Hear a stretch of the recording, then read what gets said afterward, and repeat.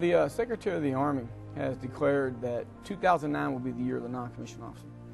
This program has been established for a lot of reasons, but three of the main ones are to enhance non-commissioned officer health and fitness, education and training opportunities, and the leadership opportunities. The other one is to recognize the valor, commitment, and contributions of our non-commissioned officer corps to the Army and to the nation. I remember the first NCO that really had an impact on me. I was in Korea as a team leader.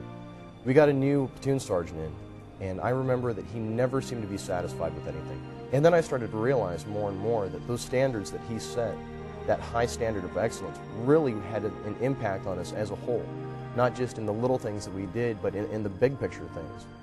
And looking back on it as I was in Iraq, I realized that those standards that he set really translated to an actual functional difference in the way I did things as an NCO and as a soldier. We often hear that our non-commissioned officer corps is the envy of the world, and that's true.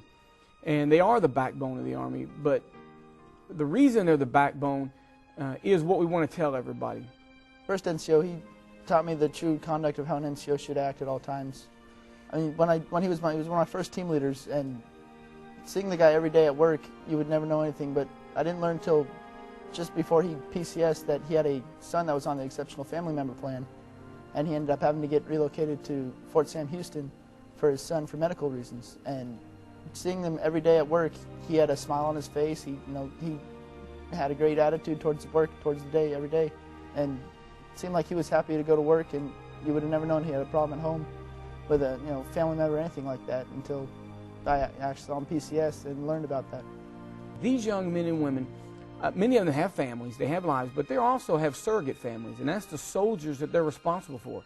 They're not only responsible for teaching them their jobs on a day-to-day basis, but in many cases they have to be mother and father to these young men and women. They have to teach them and instill in them values and discipline that was not taught or instilled in the home. So I'm Brian Lewis, downrange. We were pretty close. We had been on a bunch of deployments together. We had, every time my squad went on deployment or volunteered for deployment, his squad volunteered. So we were pretty close. And downrange, he took the ultimate sacrifice. He gave his life for his soldier because he took his bandages and wrapped his soldier and saved his soldier's life, two of them. And he gave his life for them. So at that point in time, it hit me hard, but I also saw what the true NCO is, what they would do. We're here to give our lives, to sacrifice for our soldiers, our comrades, our brothers, to teach them and lead them. It's a special young man or woman who will stand up in a time of a volunteer army and say, hey, I want to voluntarily defend my nation. I want to stand up and I want to fight for something that I believe in, something that's bigger than me. And I'm going to do it at my own risk, and I'm going to sacrifice a lot of things. I'm going to sacrifice my own dreams, my own desires. I'm going to sacrifice the needs and wants of my family for others. Being an NCO is a very important job. I truly believe soldiers these days need NCOs that care about them and care about the standards and set that example for them to follow. And that's what I try to do as much as possible through the leadership of Sergeant Morgan. Whereas now as a squad leader and having my soldiers underneath me is a huge challenge every day, just to make sure that I'm setting the example for them so that they will stay in the Army and that they want to be NCOs.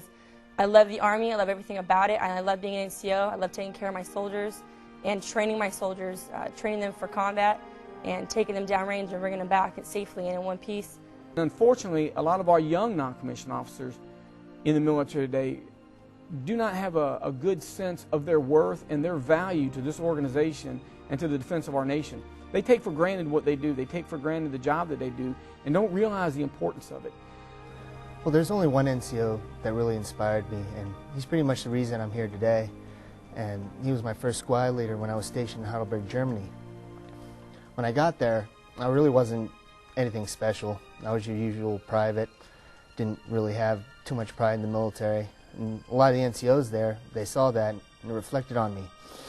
So they weren't impressed with me too much either, but my squad leader at the time, he saw something in me that I didn't see in myself, and he kept on me. He kept trying to motivate me, get me to see the potential that I had that I didn't see myself. And because of him, I finally did see that potential. You know, people have other jobs that they just go through. It's a job to them. This is more than just a job. This is a life. I came into the military shortly after the Vietnam era. It was toward the end of the 70s, the end of the Hollow Army. So I've been blessed to be in the military from the beginning of the buildup of the Non-Commissioned Officer Corps through today, when we became the most professional Non-Commissioned Officer Corps Army's ever had.